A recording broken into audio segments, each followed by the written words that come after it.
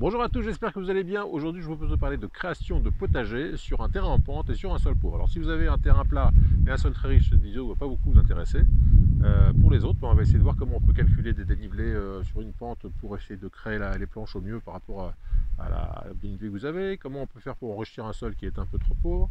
Bref, les petites astuces à trouver pour essayer de rattraper tout ça. On voit ça tout de suite après le générique, c'est parti.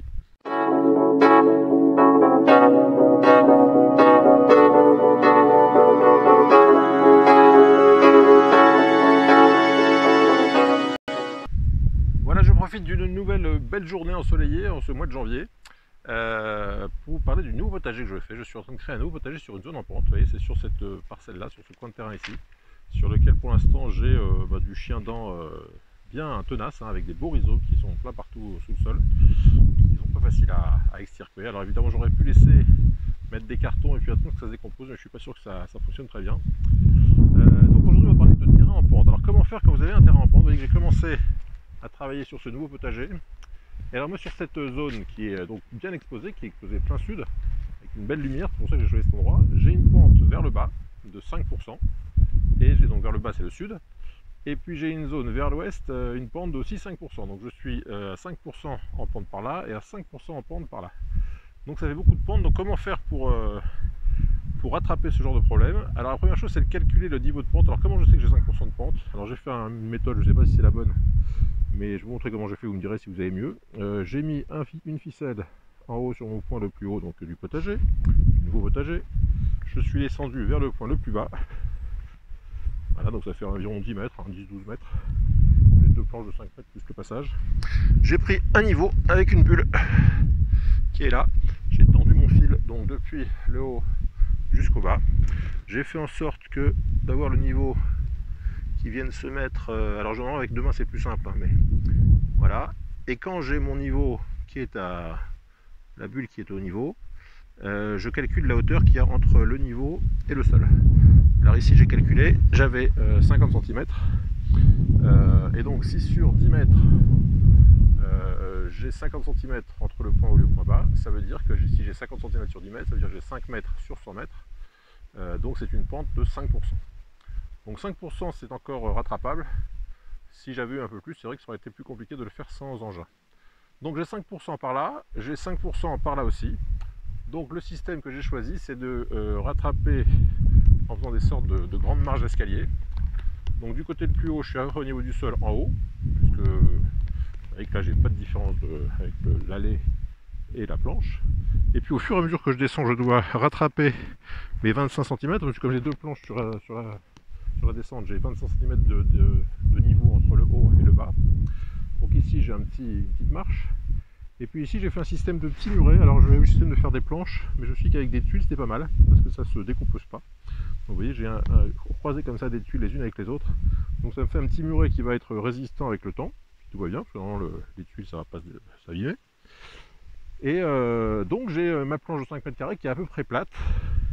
Et puis de l'autre côté j'avais des croûtes de châtaignier, donc des restes de scierie, hein. C'est l'écorce, on va dire, du châtaignier qui est peu utilisée, qui coûte très peu cher. Moi je les ai récupérés parce que j'ai fait du bois chez moi. Et donc ça me permet de masquer cette marche qui a été créée par le dénivelé, pour éviter que la terre sèche. Alors au niveau de la marche, comment j'ai fait pour calculer mon niveau? Puisque j'ai 50 cm à rattraper sur 10 mètres, 50 cm de dénivelé, ma planche elle fait 1 mètre de large, mes allées font 40, donc ça fait 20 et 20, c'est-à-dire 1,40 m par planche. Donc sur 10 mètres, je vais faire 6 planches environ. 6 x 14, oui, ça fait 90. Grosso modo 6-7 planches. Donc j'ai 50 cm à rattraper sur 6. Donc 50 par 6, ça fait 8 cm. Et puis comme j'ai aussi l'autre comme j'ai aussi l'autre dénivelé, j'ai un peu plus dans le coin ici. Mais disons que sur chaque grande marche, je vais avoir, on va dire en moyenne, une dizaine de centimètres à rattraper. Donc c'est pour ça que je vais avoir ces planches à mettre sur chaque niveau. Donc voilà, je ne sais pas si j'ai très clair dans l'explication, donc si vous avez des questions, n'hésitez pas dans les commentaires.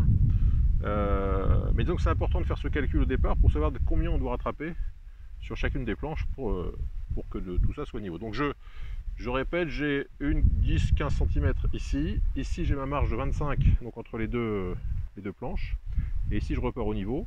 et puis j'aurai à nouveau là-bas une marge de 25, ce qui fait que entre le haut ici et le bas ici, j'aurai rattrapé mes 50 cm de dénivelé. Voilà pour le problème de la pente. Après, qu'est-ce que je voulais vous parler aussi de l'amélioration du sol. Ah oui, non, une dernière chose aussi. Si vous avez une pente et puis vous n'arrivez pas à vous en sortir, il y a aussi le système de faire des mini carrés. Ah oui, moi j'ai fait une petite toise de 1 mètre. Et donc vous faites un carré de 1 mètre comme ça, et puis éventuellement, s'il y a besoin, vous remontez un peu de terre pour avoir un côté bien plat.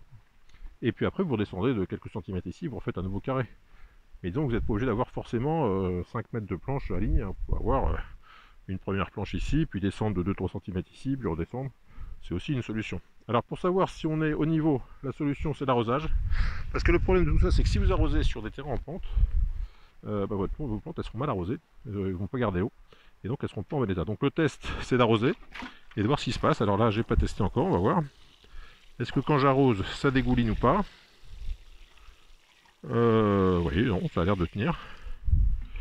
L'eau ne dégouline pas du tout. Donc là je suis tranquille. L'arrosage va se faire sans problème. Et donc voilà le test à faire pour être sûr que tout va bien. Après au niveau des sols, parce que moi comme vous avez pu voir j'ai un sol très pauvre, je vais vous montrer à quel point mon sol est pauvre. Moi je suis sur une lande mésophile, donc sur du sable. Et si je plante directement dans mon sable, il ne se passe rien, parce que dans le sable c'est un minéral, une roche.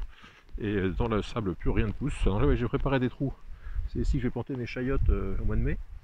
Et si je vous montre un petit peu à quoi ça ressemble, quand je dis que c'est du sable, je vous mens pas. Vous voyez, c'est du sable. Voilà. Donc dans ce genre de sol, rien ne pousse tout seul, il faut vraiment aider. Alors comment est-ce que j'aide? Moi j'ai récupéré de la terre que j'ai fait venir par des professionnels qui font du terrassement, qui récupèrent de la terre de surface. Donc quand je crée mes planches, je fais une tranchée dans le sol de la hauteur d'une bêche, environ 20-30 cm. Dans la partie basse de ma tranchée, je mets de l'argile, enfin un sol, une terre un peu sablo-argileuse, argilo-sableuse, qui tient un peu, qui va me permettre de garder de l'eau. Et par-dessus, j'ai récupéré du fumier chez une amie éleveuse que je remercie au passage, et un ami éleveur d'ailleurs, ils sont deux, ils sont un couple.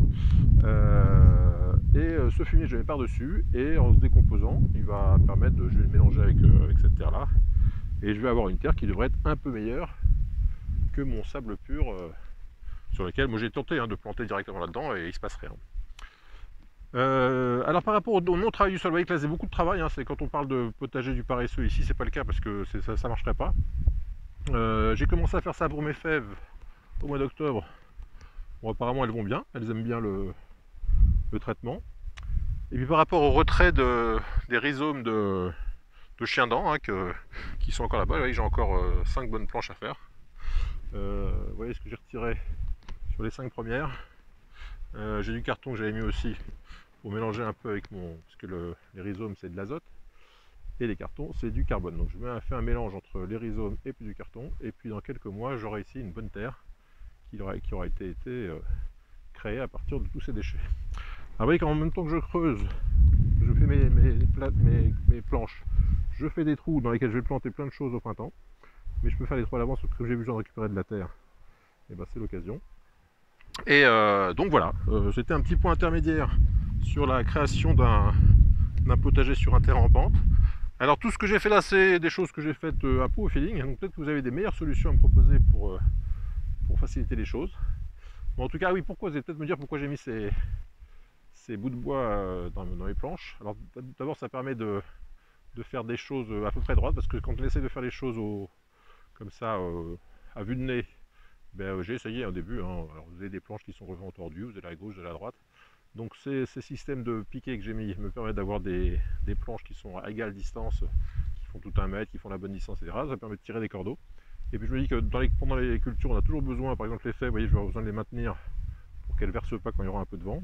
Et ces piquets vont me servir à tirer des ficelles qui permettront de maintenir les plants. Donc c'est des poteaux de bois que j'avais de toute façon de ma coupe de bois.